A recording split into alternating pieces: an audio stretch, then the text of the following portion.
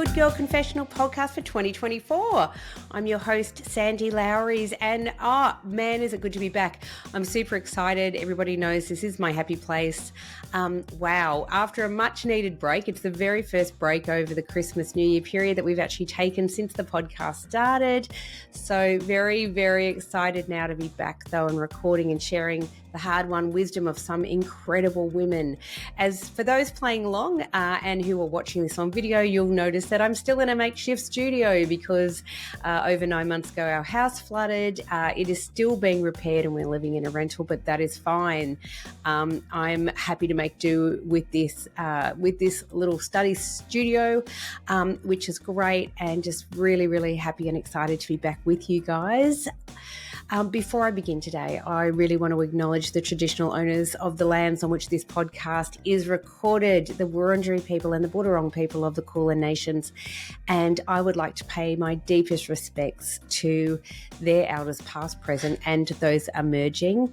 And recognise that this land has never been ceded, always was and always will be Aboriginal land. And that's why we're deeply grateful that we're coming to you from here today. So, my very first guest for 2024, I cannot tell you how deeply honoured I am actually that she is sharing her story and trusting us with it here today. It's really amazing that she said that she would come along and chat with me. Her name is Holly Deane-Johns, and Holly's got a remarkable story. For many, many years, the media's been asking her to tell her story, and now at the age of 51, she is finally willing to do that. She shares her story in her own words in her book, which is called Holly's Hell, 7 Years in a Thai Prison. I am, of course, talking about Holly Deane-Johns.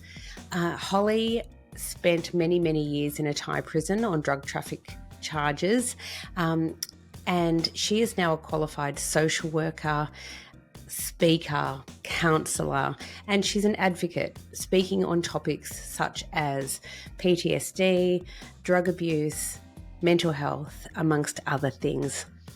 Please welcome to the studio today, Holly Deane-Johns. Hey, how about a podcast about all the music that got us hooked up, knocked up and broken up?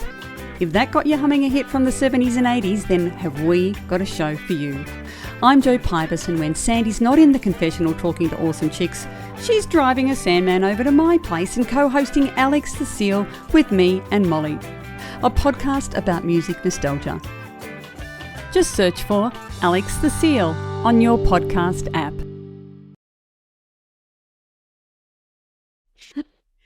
Hello, Holly, and welcome finally to the Good Girl Confessional podcast. How are you? I'm good. Thanks for having me on. Oh, thanks for coming on and thanks for being really patient. So, wow, I am really, really incredibly honoured that you're trusting me with this story as well. I know that you're talking to a lot of people right now, and but I think your story is absolutely fascinating. I think, you know, you're an extraordinarily strong woman. You have to be to go through what you've been through. First of all, for those that don't know your story, I'll start by saying congratulations on your incredible new book, which is called Holly's Hell, 7 Years in a Thai Prison. You've written your story and you're telling your story in your own words, which is pretty amazing because you've pushed back on media for a very long time, understandably so. Yeah. So for those that don't know the story though, Holly, tell us all about it. So the story starts off with me as a child, and it goes through my family life as a kid, through the separation of my parents, my mother meeting somebody else who was a heroin addict. We had no idea. Up until that time, drugs had never been a part of our life at all. And then everything just changed. My mum ended up getting addicted to heroin as well. There's 5 of us kids. Every single one of us became addicted to heroin as well. And every single one of us have been in prison because of drugs. So it really has impacted my whole family. I've ended up doing 17 and a half years in jail. Some of that being here in Perth, 7.5 years of that being in a jail in Thailand. So it's just my story of everything that's happened to me. The point where I made the decision to stop using drugs. I didn't want to do it anymore. I didn't want that life. I made that decision 10 months after I was arrested in Thailand. Just woke up one morning, had a light bulb moment, as you hear people say, but it really was a light bulb moment. I was just sitting there looking around at where I was and just thought, wow, look what you've done to yourself. Look at where you are. Look where you're going to be for the next 20, 30 years possibly. And that was a moment where I said, no, enough's enough. It ends now. And it did. Wow. And that's incredibly remarkable. Everybody knows that heroin's a massively addictive drug and that it's quite difficult to come off it. But to do that in a Thai prison alone, this is not rehab and it's not fun and games. And you somehow managed to go through the withdrawals and do all of that on your own. Like I say to people, when I was about 18, 19, I went to drug rehab twice. But I wasn't going for myself. I was going for my parents. So obviously I got out of rehab, started using again because I was quite happy living that lifestyle at that time. So making that decision in jail in Thailand, it was my decision. I wanted to do it for me. I wasn't doing it for the wrong reasons. It was for all the right reasons. And that's why I was able to do it, because I genuinely did not want that life anymore. Yeah, wow. So let's rewind a little bit, because I was so fascinated in the book about, as you say, you start talking, by talking about your childhood. And initially your childhood is quite lovely and idyllic, and you're in growing up in quite a nice suburb and going to what you call the posh school. And it all radically changed, obviously, but take us through that, because it's a massive change that happened in your life and that of your siblings. Yeah, so my mum and dad separated when I was about 12. My father went back to Melbourne, which was where he was from. We all had the choice of who we wanted to live with. We all chose mum. In hindsight, I shouldn't have, but... Well, you were a kid. Yeah, well, that's it, stayed with mum. She, at that time, she had escort agencies, which will run from the family home. So we would have phones ringing at all hours of the day or night. I'd explain that away to people, saying that we had an import-export business. That would explain all the weird hours. And look, when my mother met up with this guy and started seeing him, we had no idea that he was a drug addict. We'd never known anybody who used drugs, like nothing. Wow. So yeah, pretty much my mum meeting him was really the beginning of the end for all of us. Not just mum, but all of us, every single one of us. And even it must have been like, did mum start the escort agencies, I guess, because she needed the money and to support 5 kids? And is that how it sort of all came about? No, she had the business when she was with my dad. They had it a long time, yeah. I grew up in Mount Lawley, which is a prestigious suburb in Perth. We always lived in beautiful homes, mansions. My mum went out one day and thought, I feel like buying a Rolls Royce. So she went out and bought one. She always had Mercedes, beautiful jewellery. I remember one day she bought a $5,000 dress. So money to us, it wasn't a big deal. We had it. Yeah. Her meeting that guy, that was the beginning of the end. She lost the businesses. She ended up living in a tiny little flat in a really bad suburb here. She didn't even have a car at the end. She was having to get on a bus every day to go into the city to get her methadone. Yeah, wow. And I guess That was it was the fact that, so mum starts taking drugs, right? And then how soon until you realised, or was it quite a while before you realised that your mum was using as well? It was a few months. It took a few months, before we realised what was going on, because he kept it hidden. Yeah. And we didn't know the signs because we'd never been around it. Drugs was nothing, like nowhere near us. So, yeah, it was a bit of a learning curve. And then, well, no one can keep up a facade for too long, can they?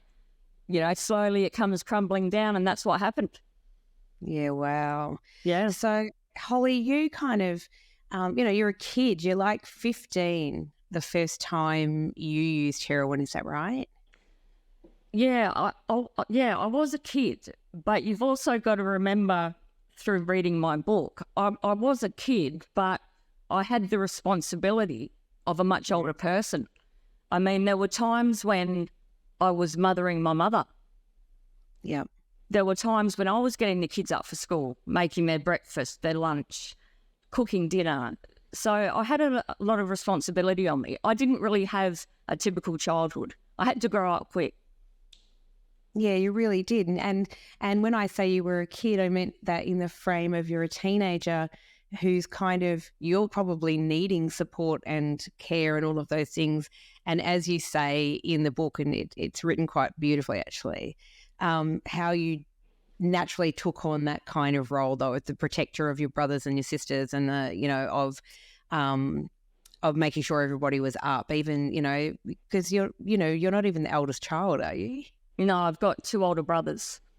Yeah. Yeah.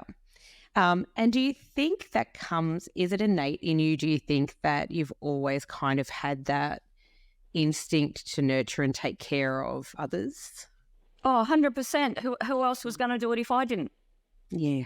Yeah. Not that I didn't want to do it, but it's, I mean, if you're put in that position, well, I couldn't not do it. They're my brothers and sisters. I love them. Of course you do. And and this is the thing, though. I think that's how you really, I think people's innate personalities tend to come out in times of trauma, crisis. Like, this is who we are, right? And this is very much who you were. And I think that shines all the way actually through your book. And I'll get to that later when we start talking about what happened in Thailand. So at 20, you are in love with someone. I think it's fair to say you were in love with the person who was the love of your life, who was also a heroin addict, and the two of you, you found yourself being arrested actually in Perth. Tell us about that. So when I was 20, a couple of friends of ours were doing a heroin deal, and they didn't know anybody to buy heroin from in Thailand, and we did. So my husband flew over there to meet them, got the heroin for them, and gave it to them. We were like just helping them out, doing them a favour. When they came back, I said to them, I'll pick it up from them, because they didn't know who to sell it to. I said, I'll go and sell it, I'll bring you back the money, done. Like, it was friends helping friends. They got arrested. I had no idea. I've gone to meet them at the hotel room. I found out later there was a cop hiding in the cupboard with a recorder recording our conversation. I've walked out of the hotel room with the heroin, walking towards the lift to go, and all these police run out at me and arrest me. So from that, I ended up serving 5 years. When I was 20, I got out when I was 25. I had gotten a message to Stephen for him not to come back, because my lawyer had said, for example, if I got 5 years, he'd get 15. So I don't see the point of two people being in prison when there's no need for that.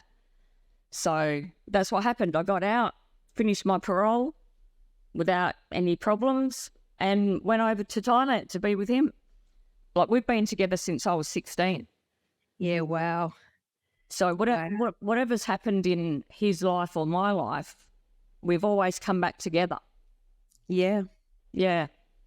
Wow, says a lot, doesn't it? And and he must have been terrified for you at that point. So he's in Thailand, you're over here, he knows you're in prison. That must have been pretty I mean, look, I can't imagine how it was for you. How terrified were you when you first went to prison? I mean, it was so young. Yeah, I suppose it's a bit scary because I'd never been in prison before. I knew about it and I knew people that had been in, but it wasn't as bad as it could have been because I knew a lot of people who were in there. So it was relatively an easy transition for me. I've walked in and there's people I know. So it wasn't as bad as it could have been. Wow. So you're over in Thailand, as you say, you and Stephen, you continue this journey, you're back again, back together again. And how was life in Thailand when you first got there? Because you were flying back and forth, right? Yeah. Oh, look, it was great. You've got to remember, we're all both heroin addicts. So what better place to be in the world? Can't get better than Thailand if you're using heroin. So for an addict, mate, that's the best. That's where you want to be. So look, yeah, I was happy. We had a good life. So like, what more can I say? We were drug addicts. Yeah. So, and which is a very different lifestyle from like just being a tourist, I imagine, over in Thailand. 100%, yeah. So tell us then this fateful thing that this journey continues, and you get arrested in Thailand on drug charges, which is somewhere, as you say, while it might be the place to be if you're an addict, it's also the place you never want to be if you're going to be arrested on drug charges, right? And that's the thing that, I say to people as well. When you're a drug addict, it's always in the back of your mind that, sure, something can happen, like you might get arrested or whatever. But it's so far back in your mind. Your drug addiction is what's forefront in every thought you have. And it goes back to the saying, you never think it will happen to you. Yeah. Because if you thought it would happen to you, you wouldn't be doing it. Yeah, well, that's very true too, isn't it? But I also think too, it's one of those things. I had a really awesome woman who was on this podcast, Justine Whitechurch. She's lovely, and her addiction was alcohol and severe alcoholism, where she nearly died from alcoholism several times. Yeah. She's now clean and sober, and she's amazing and an advocate for others who are going through that, just like you're an advocate for others going through addiction. And one of the things that she always said was, though, that when you are in it, you take huge risks because these sort of things, drugs, alcohol, allow us to have like completely risky behavior, right? Oh, for sure. For sure. You know, it's hard to put into words, but yeah, it's exactly what you just said. You know, you don't have enough fear. Yeah. Yeah. Yeah. So they're fear inhibitors, I guess, right? Yeah, for sure. Yeah. Mm-hmm. Yeah. And I guess too, I mean, I don't know because I've never been a drug addict. So, but I imagine that the pull, the drive, the need for the drug overpowers everything anyway. It does. You know, if you wake up in the morning and you don't have some there, you're going to be sick. Yeah. No one wants to be sick. It's horrible. So you're just on this never-ending merry-go-round of just not wanting to get sick. You're trying to prevent that from happening every day. It's terrible. It's a horrible merry-go-round. And, you know, I'm just really fortunate. Like, it did take me a while to get off that merry-go-round, but God, I'm so glad I did, because a lot of other people don't. And that just breaks my heart. Yeah. And look, and I think this is another thing that, you know, I think is really important to say. And I know that you're, you know, in your advocacy work, that you would say this as well. I think that the reality is that addictions are sicknesses as well, right? Like, it's very easy for people to get addicted to things. It's so much harder to get off it. And that, you know, I think there's a lot of really decent many decent human beings who fall into and, as you say, get stuck on that merry-go-round. It could be anyone, and it doesn't matter where you come from or what your background is. It could happen to anyone, right? That's so true. Yeah, I mean, we all know this. It doesn't matter if you're rich or poor. Nothing matters where you're from, high society, low society. It doesn't matter. And a lot of people don't consider that could happen to them or their family, but you can't afford to think like that, especially these days. Yeah, very true. And and that's the thing, right? I think, I'm not sure that there's been many people around who wouldn't know of at least somebody. You know what I mean? That's right. 100%. A lot of things changed for me when I was in jail in Thailand. One thing, an example I'll give you, I'd never really thought much about somebody being hungry. For example, you're driving down the street, you see somebody asking for money or whatever. I've never been hungry, so I couldn't relate to that feeling. But when I was in jail over there were days where I was hungry. I had no food. Yeah. On a daily basis, you're watching other women going through rubbish bins to find scraps to eat. Yeah, wow. Like, that is so confronting. And when I saw that and experienced hunger myself, I was just like, wow, this really can happen to anybody. Absolutely. I never would have thought that I'd ever be hungry in my life. Yeah. But I was. Had no food to eat. Terrible. But then it gives you empathy for people going through the same thing. Right. Yep, absolutely. Like, I volunteer now for Homelessness We Care Perth, it's called. And it's just great. It just gives you such a great feeling to know that you're helping people. And, it's good. A lot of things changed for me over there.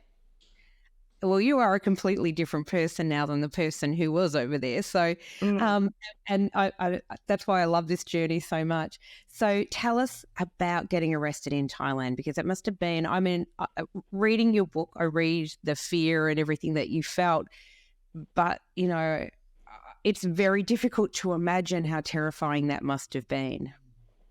Yeah, it was. I had heard stories. The guy I was arrested with had been in prison there before, like a long, long time ago. And he'd told me stories. But when he was telling them to me, I was thinking, oh, I think you're exaggerating a bit. But the things he told me weren't exaggerated at all. It was horrifying. The one thing for me that was probably the hardest at first was the language barrier. I couldn't speak Thai. I didn't understand Thai. Hardly anybody spoke English. The first cell I went into on that first night in the prison, walked into a cell where there's like 120 people. I'm looking around for a foreign face, and there was nobody. And I said, does anyone speak English? One person put up their hand and said, yeah, I do. And I was like, oh, thank God. I can't even imagine. If she wasn't there, I don't know. I wouldn't have understood anything. No, and especially like navigating a legal system, which is so radically different from our own. So you're navigating a legal system, and you're also navigating rules, commands, everything going on around you, and having absolutely no idea what's happening. Yeah, horrible. And I'm a very independent person. So for me to have to always ask somebody to translate for me, that was horrible for me. Yeah. I like to do things myself. So, yeah, look, a lot of hurdles to get over. It's a very different world. Yeah. So tell us about the conditions. And I mean, I want everyone to rush out and buy your book because it's quite extraordinary. But tell us about the conditions in that prison, because you start in one place, and we should explain this as well. It takes a very long time when you're arrested in Thailand to actually be sentenced, doesn't it? Yes and no. The reason, well, for the most part, yeah, you're right, it does. I was in with one lady she had been on remand for 7 years. She was in for murder. When she went to court, she got released because she didn't do it. So she just spent 7 years of her life sitting in a cell, and she was innocent. So, yeah, like terrible. 7 years is a long time for something that you really didn't do. And there was so many people in there that had those stories. There's one story in the book that you would have read about the two sisters. Yes. She was innocent. And she ended up killing herself because she couldn't comprehend living the rest of her life there. It's a horrible place. Nothing is given to you like it is here, for example, in jail. You have to fend for yourself for every single thing. You're not even given a toothbrush as you would be here. You get a little welcome pack. There's nothing.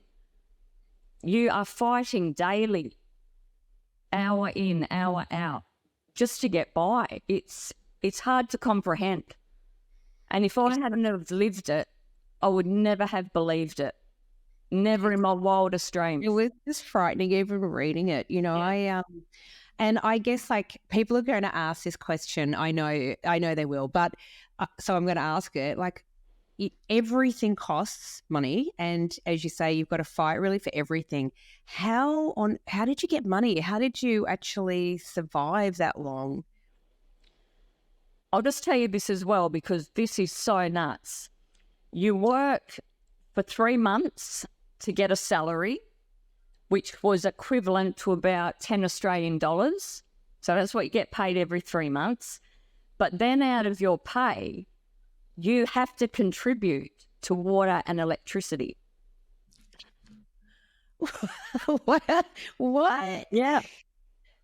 Yeah. Wow. When I first heard that, I thought it was a joke.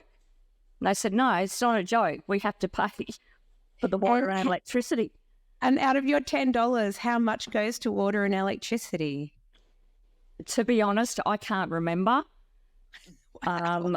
But, you know, this is just a takeaway. You work your guts out. You're working like a slave for $10, which is nothing anyway. But then you're not even walking away with your whole wage. Wow. And then for the next 3 months, whatever's left over of that $10, you hope... That's gone in a day. In a day, yeah, wow. And this is what's so hard for people. And I can understand the woman who killed herself. Yeah. I can understand where her head was at, because she didn't have money. Yes. She didn't have family visiting her. She never had visits. So she was eating the government food that was supplied to people in the jail who can't afford to eat. Now, you wouldn't eat that unless you had to. Everything else, you're washing and drying your own clothes. People were walking around in clothes that were rags, tied together because they were ripped. I mean, how sad is that?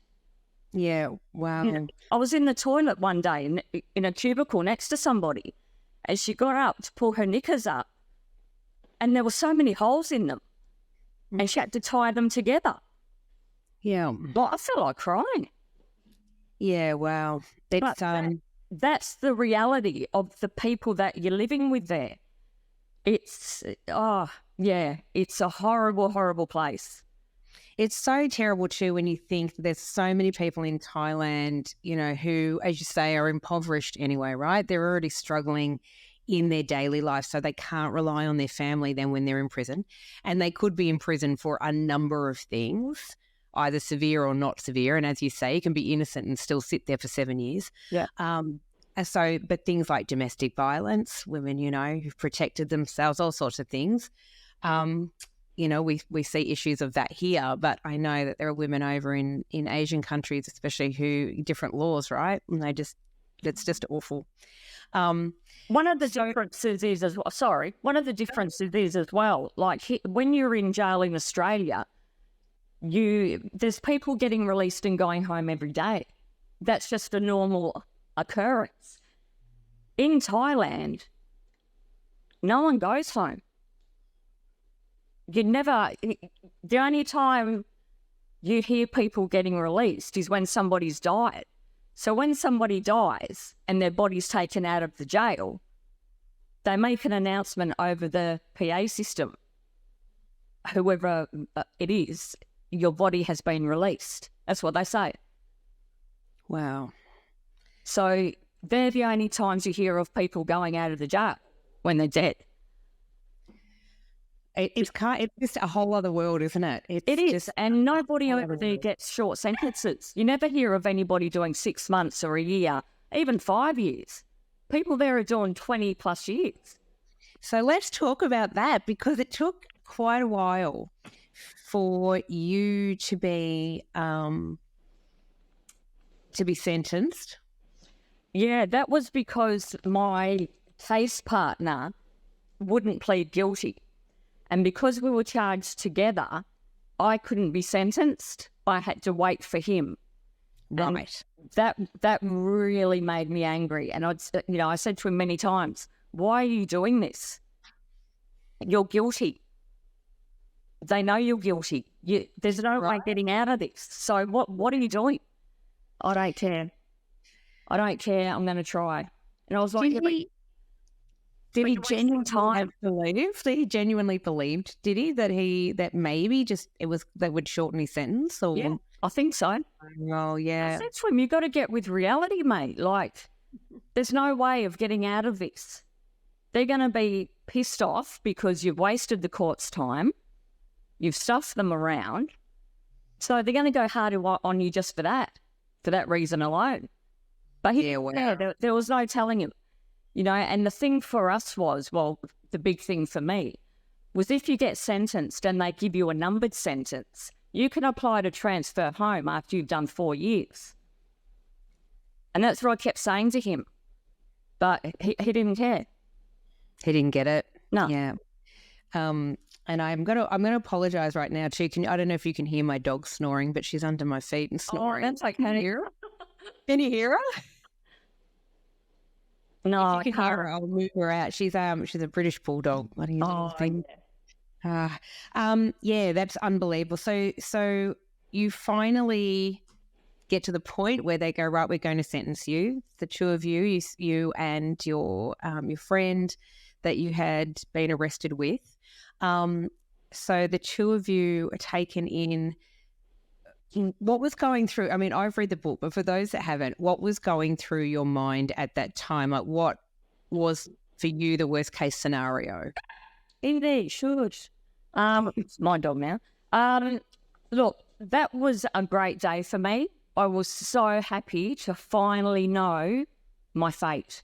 That's all I'd been waiting for years, just to know how long am I doing? When can I go home? That was it. That day, it was a great day on many fronts. I had no idea that my younger brother and sister were coming for the sentencing. I had no idea. I heard them calling my name, and I'm looking around, and I was like, wow. So that was really nice to have them there. I did by then understand Thai, but once they gave the sentence, I turned to the embassy just to be sure I've got it right. And, yeah, Bob got life. So at that stage, he would have to serve 8 years before he could apply to transfer home. But I had a number. So I had to wait 4 years and then apply, which I was so happy about. And my sister was devastated. She was bawling her eyes out. And I said, this is good news. I'll be home in a year and a half. I'm going to come home, yeah. So we needed to say that too, because the really interesting part, when you say you got a number, you didn't just get any old number, you got a pretty big number. So 31 years, was it? Did they? 31 years it was. Bob appealed his sentence. So when he went to court to have his appeal heard, they dropped his sentence. So he didn't have life anymore. He now had a number. Right. They took me back to court because they said, well, we've reduced his sentence. Yours is too high. So we're going to reduce it to 27 years. which doesn't make any difference at all. Yeah, party time, party time. I want to talk about this because you're talking about coming home, and some people will not understand this. First of all, I want to talk about this amazing woman from the embassy that you meet, who comes and visits you all the time and is kind of in your corner. First of all, tell us about her and how that helped to support you through this entire process. So she worked for the Australian Embassy in Thailand as a prison visitor. So that meant every month she came out to both the women's prison and the men's prison next door, called us out for a visit. She would buy food for us. They had a prison shop out the front. You could buy food there, which she would do. If we needed to have money put to the bakery inside the jail, she would do that. Deposit money onto our prison accounts. Look, she was everything to us. She was our link to the outside world. If we didn't have her, we would have been living a very different life to the one that we were living. She always went above and beyond what she was meant to do for us. She took a personal interest in all of us. And, you know, we're still friends today, but we talk all the time. And when she's here, we go out for lunch. So many friendships I formed with a lot of people over that time that are still current today. She was everything to all of us. And I don't think at the time she really realised just how much we loved her and relied on her as well. You know, I'm sure we did her head in. But for sure, we would have. We were very demanding, but we had no one else. It was all we had. Yeah. So, you know, after about 4 years of her visiting every month, we got the news that she was leaving. Oh, we were devastated. We were really devastated because we knew whoever was coming after her would never be like her. No one would take an interest like she did. And we were right. Yeah. And it's kind of like, you know, this expression people say, you know, and I'm not religious, I should say this, but people say, you know, there's angels that walk amongst us, right? I'm a big believer in that. I do believe that, like, there are some people there, humanity seems to be quite extraordinary compared to the rest of us. You know what I mean? And she sounds very much, when I was reading about her in your book, she sounds very much like one of those people. Oh, for sure. For sure. She's a really an amazing woman. Yeah, how fantastic. Yeah. And, you know, how lucky, I guess, that, you know, you got to meet her and that she as you say, was in your corner, had your back. And so then and I didn't know this until I read your book. I didn't realise that when you get sentenced over there that you could apply to the Australian government to be transferred back to Australia to finish out your sentence in Australia, in a prison. Yeah, so what ended up happening with me, I guess we should talk about that. When I did apply to transfer home, I got knocked back. The decision was no. When I went to the visit with the embassy boss, he said, "Oh, you've been knocked back." I thought he was joking. I said, "Yeah, right." And he said, "No, you've been knocked back." And I said, "Are you serious?" He said, "Yeah." And I said, "Why?" And he told me reasons why, which were just ridiculous. And I said, "Well, what do I do now?" He said, "I don't know. This has never happened before, ever, to anybody from anywhere." And I was like, wow. So it then took, after that, another 3.5 years to get the decision reversed. And that was only because my husband's parents here were going to Parliament House all the time to talk to this particular person. A couple of good friends were also doing that. So that's what got me home in the end, pretty much. People won't take you no for an answer. And that's what I was saying. I'm an Australian citizen. How can you leave me here? There's no medical care. There's nothing. Why wouldn't you want to bring me home? I'm Australian. Yeah. So the deal was made that at that time, the federal people were only asking for me to serve another 3.5 years. But the woman who decision this was said, no, if she wants to come back, she can serve 5. Oh, gosh. So It's very political, isn't it, as well? yeah. So I signed that paper saying, yeah, I agree. And then I was okay to come home. So tell us, while all of this is going on and you're in a Thai prison, where's Stephen and what's happening with Stephen at this time? So a few weeks before I was arrested, he had flown to Melbourne to do a run. He was arrested at Melbourne Airport with a kilo of heroin. So he was in jail. He was in jail in Australia, though. Yeah. And luckily, because if he'd been caught with a kilo of heroin in Thailand, it would not have been the same death sentence. Death sentence, yeah. And when you were being sentenced that day, was that running through your head? Were you thinking, no? I never ever thought that I would be given the death sentence. That was not a concern for me. The amount I had was small. Yeah. Yeah, it was so tiny, the amount that you had in the big scheme of things. Yeah. Yeah, I was quite surprised by that. And people can read that in the book, actually, and how small that amount was. I mean, it is surprising because you compare it to what would happen to you if that happened at home. But it's not surprising knowing it's Thailand. They are tough on drugs. I mean, they are. You know, zero tolerance, isn't it? That's it. There's signs all around the airport, like it's in your face. Yeah, that's very true. Yeah. Very true. So things that, we were talking about the conditions before in the prison. One of the things that really struck me when I was reading your book, and, you imagine that it will be bad. And I suppose there's a lot of us, in my generation who would have watched, the Tally series with Nicole Kidman, Bangkok Hilton, you see bits of it, But to read how severe the conditions were that you survived, that every woman and every man in those prisons are surviving as we speak, things like having to rush with a little bowl to get water to clean yourself, only to find out. Tell us about the condition of the water that you're fighting for. Oh, this was my first morning. So I'd been told in the cell what would happen. And even just hearing about it, it was like, whoa. Yeah, as soon as the cell door gets opened, it's a stampede. Like, it is a stampede. All you can hear is people running. And they're running because there's one large tank full of water.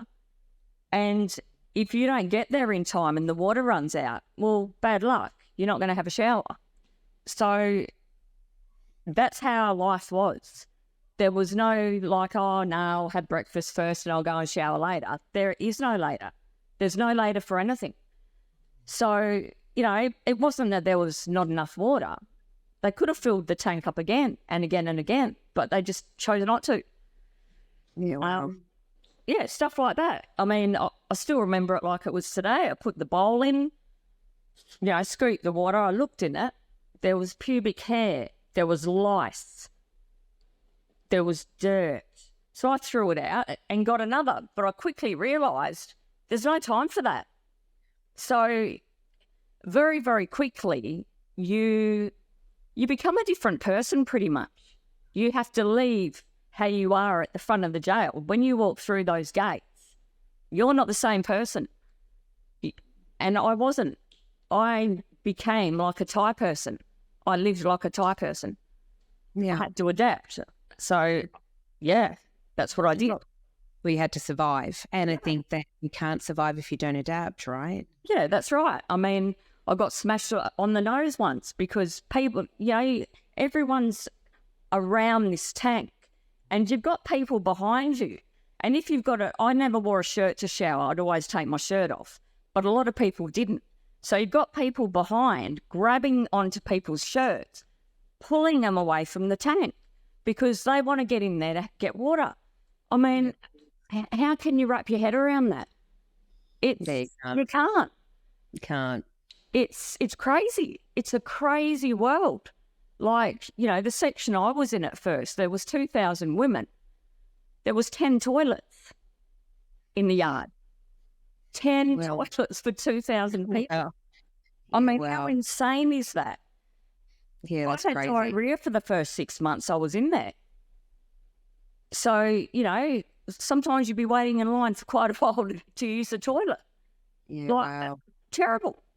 And years later, they thought, we'll build a few more. Wow, they built 4 more. Great. Wow. And I guess the thing is that, and I get that they don't want to make it like a comfortable experience, but good grief, like it's fairly... That's barbaric. It is fairly barbaric, isn't it? It is. I mean, there's letting people, do it a bit hard, but you're making people do the impossible. Yeah. Yep, that's for sure. That's for sure. I agree. Bloody hell.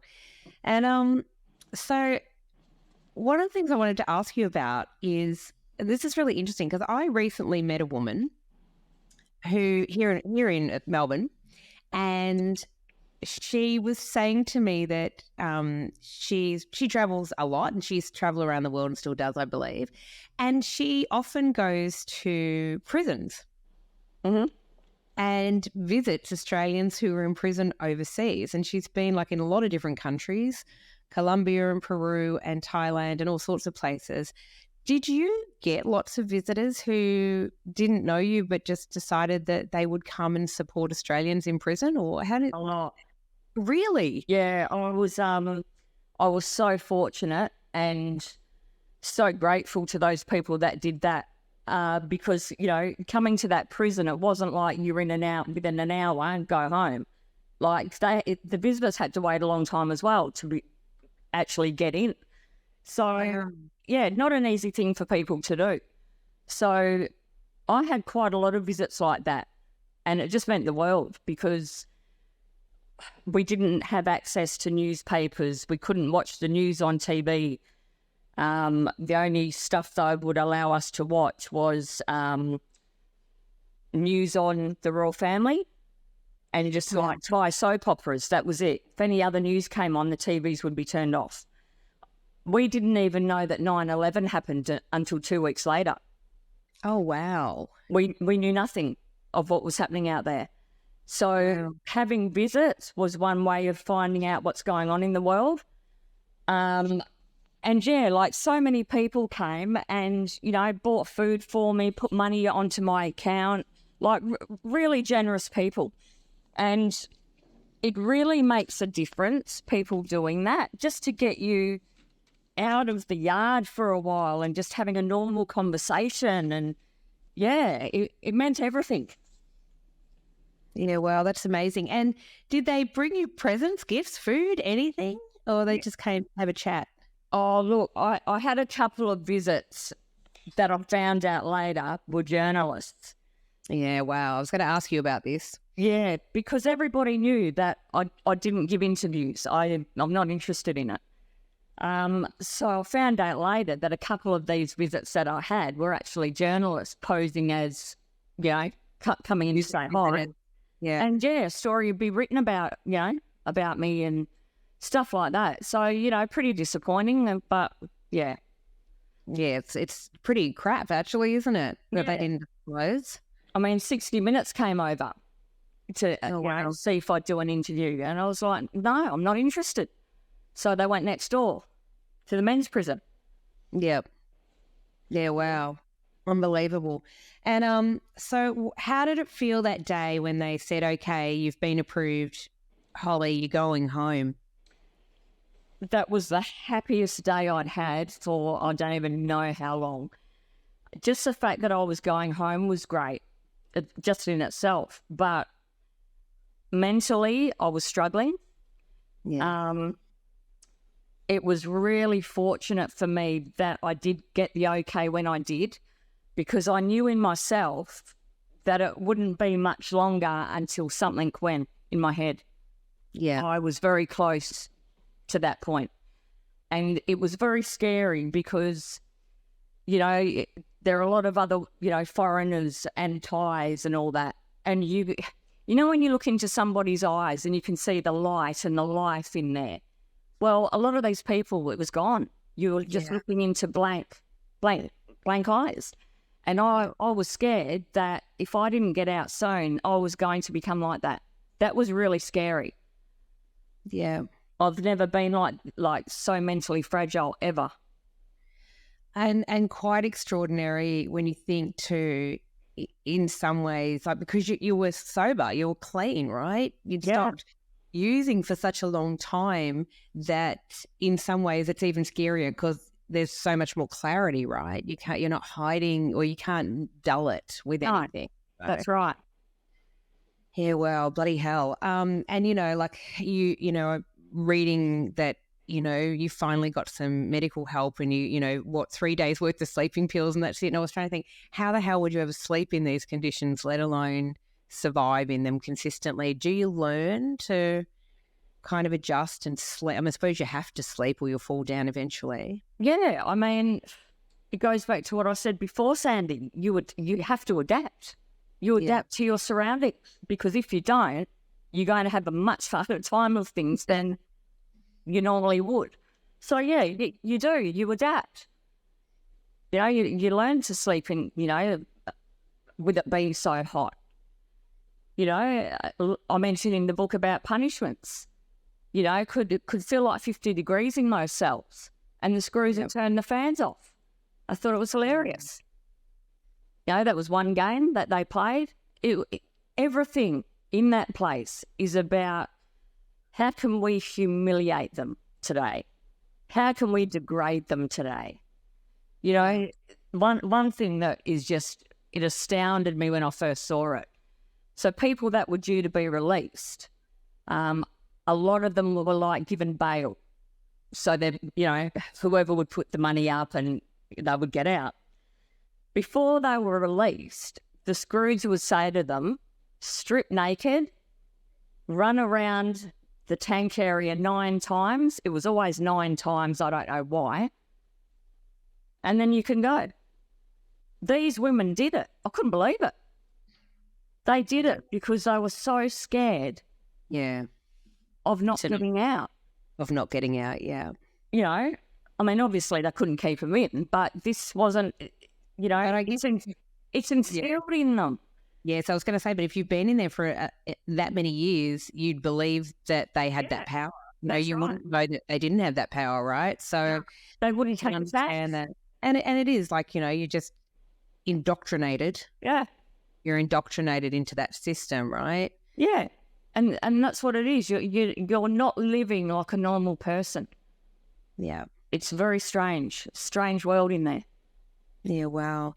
So tell us about coming home. So did you believe it? I mean, like, when did you believe it? Like, the day I was leaving. Yeah? Yeah. It was really bizarre. They had sent over 2 prison officers from Perth to come and escort me home. It was so strange. So I got dressed. I was called over to like the main area where all their offices are. I can't remember exactly the number, but there were a lot of screws there, probably about 30 of them. They wanted to have a picture taken. I couldn't believe it. So they had the prison officers from home in this photo, all these other tie screws, and me. Couldn't believe it. You were a celebrity guest or something. It was weird. Wow. And they said to me after the photo, we'll send one over to you. And I said, don't bother. I don't want it. Don't bother sending me a picture. We'll send you a picture. We'll send you a copy, yeah. That's what they said. Wow. Yeah. And what were they going to do? Autograph the back of it? Who knows? But bizarre behaviour. Wow. Really strange. Did they think you were really important because, like, I don't know, because Australian police officers came over to escort you back? Who knows? Who knows? Yeah, wow. And this is another thing as well that, like, blew the embassy people away. We'd been called to, this was all about my transfer. So a couple of people from the embassy had to come in. They called me into the main boardroom there. So, all the top-ranking screws are there and all that. So because it's a big deal, they're fussing around with big jugs of water and little pastries and this and that. So we're all sitting around this table. Everyone gets a drink except me. Everyone gets served food except me. The embassy were looking at me like, what's going on here? And I just looked at them like, well, what do you mean? This is normal. And one of the ladies from the embassy said, Holly, would you like a drink? Would you like some food? And I said, no, I'm good, thanks. But that's just one example of how they see you. They don't see you. You're less than a person. You're not treated like a human being. Yeah. Yeah, wow. And it's like the moment you're seen as a criminal, then that's it. You're like, that's the status. That's the status you are. Wow. Yeah. And when I say, to people that you're treated like an animal in there, you really are. You're not a person anymore. Yeah. When did you start to feel maybe like a person? I mean, you get back to Perth. They take you back to Perth and you're in jail, which must have, I imagine, having a bed must have felt like the greatest luxury of all time. Yeah, it was weird because the beds were very high and I got vertigo. I couldn't sleep with a pillow for a while.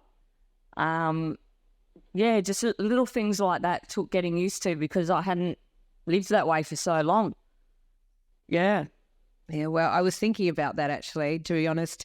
I was thinking about, wow, just the small things like what we think are small are massive, like to not have a bed, right? To not have a proper bed for that many years and a pillow as you stay and know that you're going to have clean bedding and, a toothbrush, And to use it, be able to ring people, to have a visit, wow. Not a 10-minute visit, an actual visit. Or a 2-hour visit. Like, wow, I was in heaven. Yeah, wow. And also too, clean running water. Being able to have medical attention if you need it, dental, I guess. Wow. The things that we take for granted, right? Well, just the dental thing, you would have read the story in the book. How I'd had, a toothache for a month. One side of my face was all swollen. I couldn't eat. I couldn't sleep. I was having to buy, medicine on the black market because nobody knew when the dentist would come. And one day I was just at the end of my tether. I couldn't do it anymore. I felt like I was going to go mad. And one girl said as a joke, we should get the dental assistant to rip it out for you. And I said, great idea, go and get her. And unfortunately, she pulled the wrong tooth out.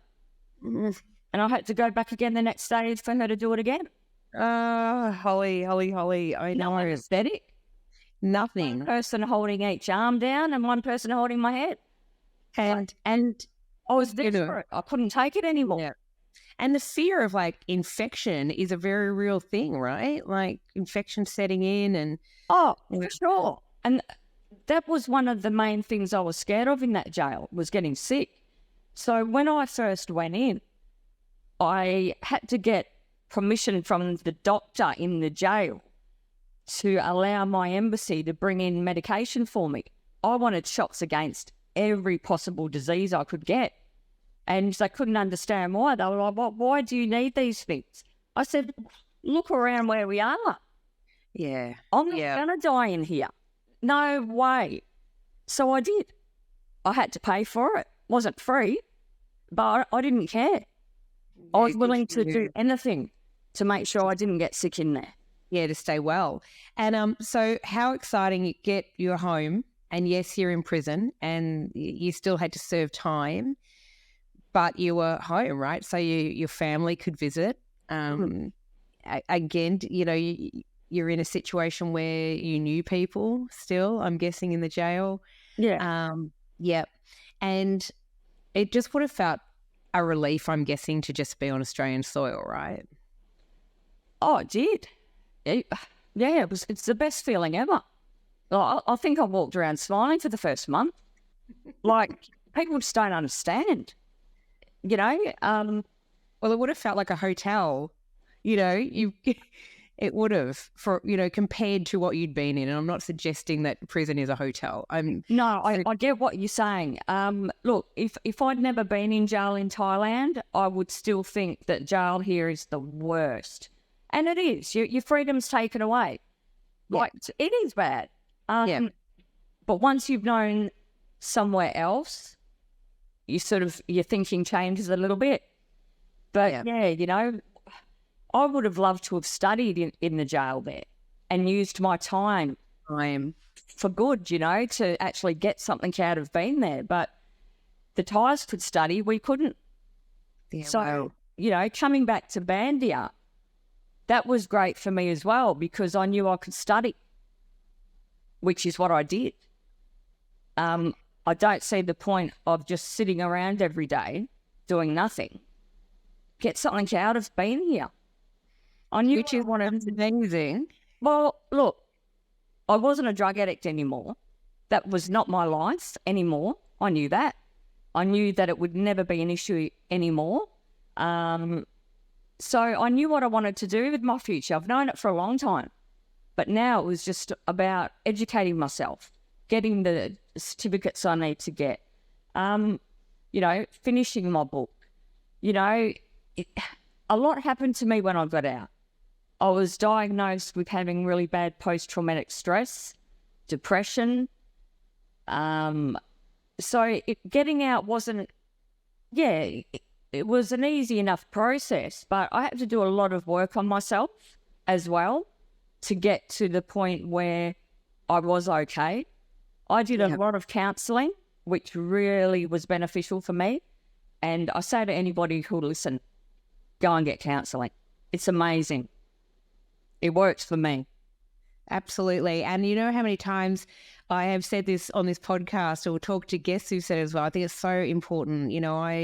I've had a lot of counselling over my years and not an idyllic childhood, and and other things that happened in your life, and I'm a huge fan of it and encourage people always.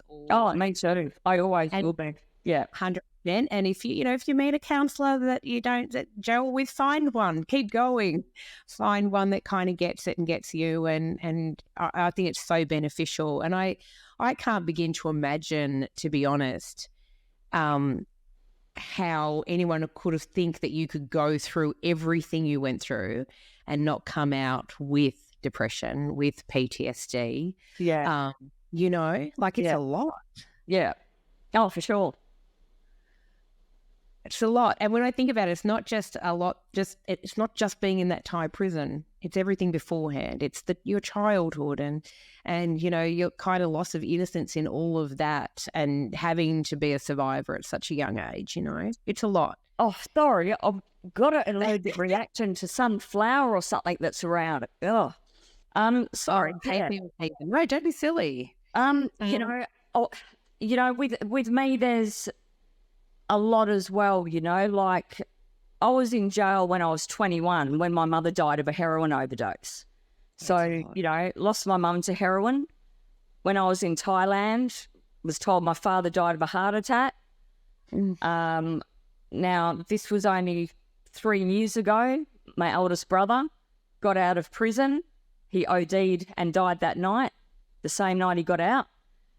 And about 1.5 years ago, my younger sister died of overdose.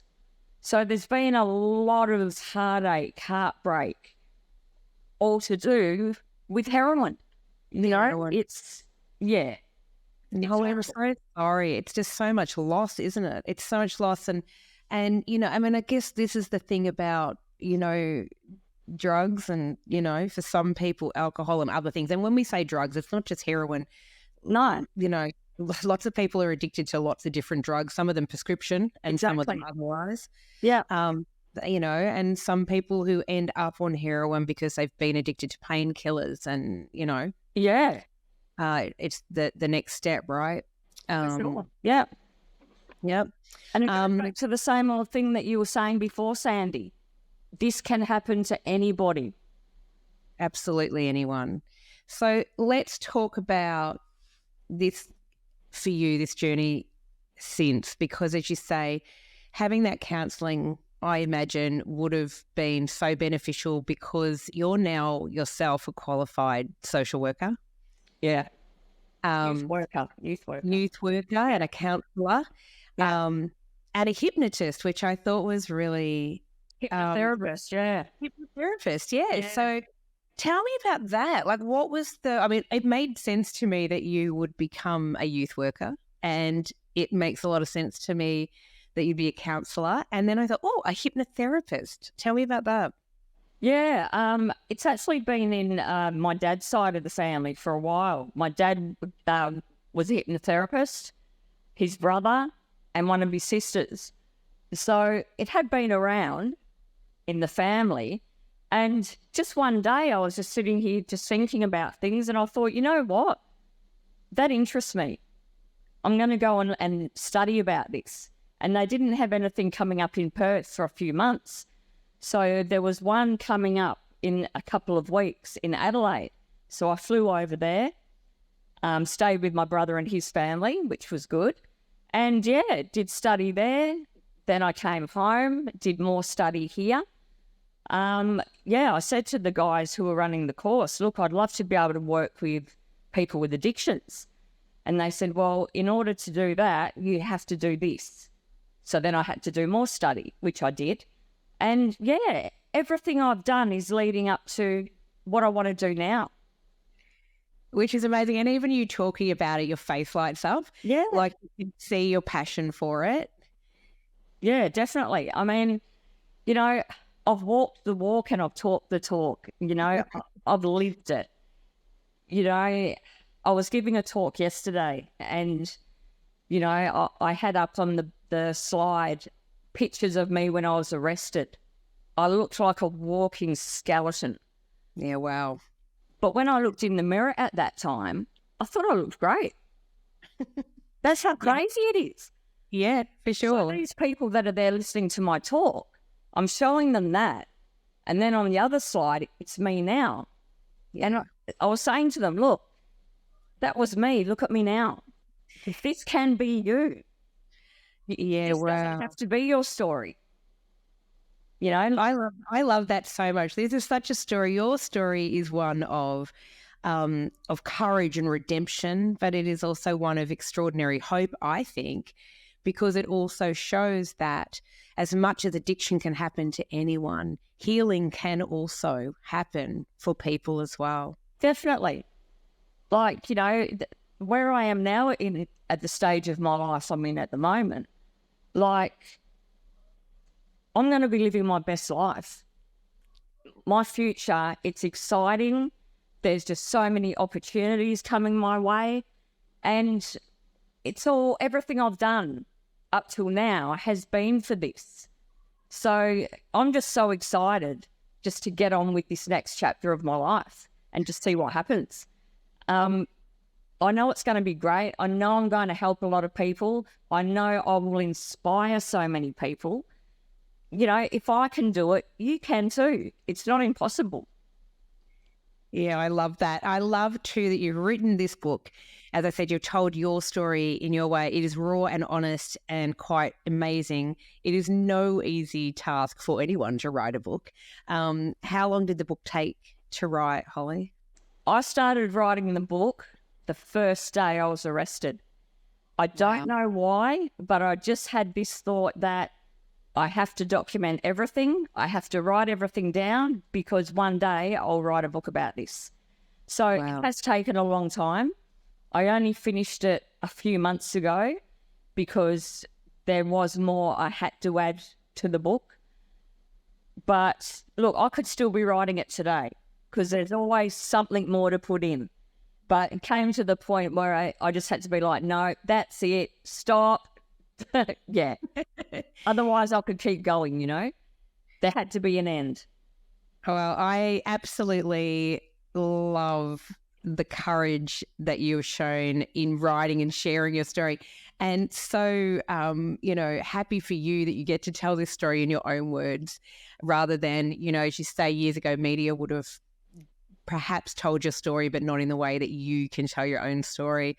I also love, and I think this is incredible, I love that you are a speaker. I love that you're out there sharing your story, telling your truth. I always say on this podcast, the reason I love to talk to women is because it's hard-won wisdom. No matter what our stories are, no one hands it to you on a silver platter. No, that's right. And you have to make things happen. Absolutely. No one's going to hand anything to you, and that's the sort of person I've always been. I make stuff happen. I don't just talk about it or dream about it. I do it. And what's life like now, Holly? Tell us, like, really, what's your life like now? Life is very different now. Not the year just gone, the year before. My husband was diagnosed with terminal cancer, which was devastating, to say the least. So we knew that it was only a matter of time before he passed away. So, that last year I stopped work. I was working FIFO at that time. Stopped work just to spend every day together that we could. We went on a couple of holidays, just made the most of the time we had left. We looked into euthanasia. It is legal here in WA, thankfully. And when it came to the point where Stephen wasn't living anymore and he was in pain, he decided that he wanted to go, Yeah. So it's been, the last year's been a lot. Well, last year and a half, it's been extremely difficult. I thought the worst thing to happen to me was my Thailand experience. But yeah, having my husband die was the worst. I'm just thankful that we had so much time together because he was my soulmate. He was my person. So yeah, look, I'm grateful for that. I'm happy now that it's the right time for me to be going forward. It wouldn't have been the right time before. Yeah. But now I've done it this way because it feels right. It's never felt right before. Yeah. So, look, life's good. Me and my little dog. Yeah, look, like I said, Sandy, I'm just so excited about the future. Like, everything's starting to happen now. Opportunities are starting to come my way, and it's very exciting. It is really exciting. And I, for one, am so thrilled to see that the media coverage for your book is happening, and it's very positive. And I was super excited to chat with you as well. I think your story is extraordinary. And through it all, by the way, we should say this, that I love that's what is intertwined through this entire thing is a love story. With you and Stephen, you overcame extraordinary challenges. Like, there's no two ways about it. I think you're amazing. I think people are going to love your honesty and, your book and your story and how real it is and how real you are. It's been just an absolute bloody delight.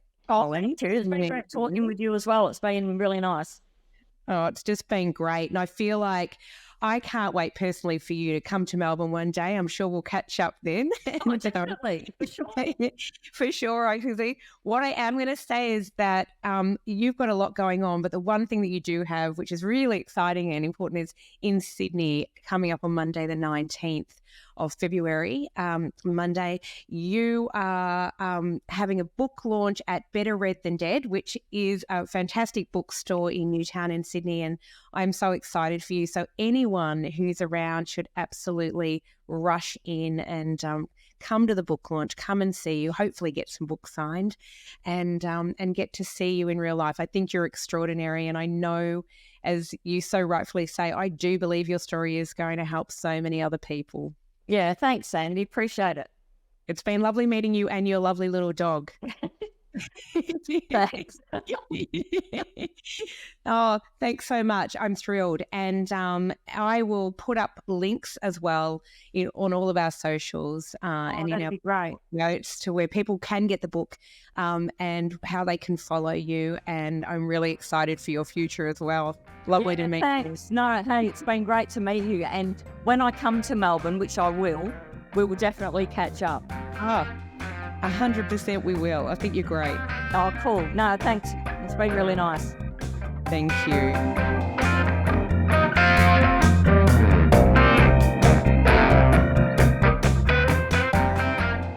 Thanks for listening to the Good Girl Confessional podcast. The Good Girl Confessional podcast is brought to you by WB40, Women Beyond 40 magazine. Available now at WB40.com. The Good Girl Confessional podcast is available on Apple Podcasts, Spotify, and wherever you listen to quality podcasts. We're also now available on YouTube. We chat with really interesting women about their hard-won wisdom, but it really helps us if you can subscribe, like, and share the podcast. Thanks so much for your support. Bye for now.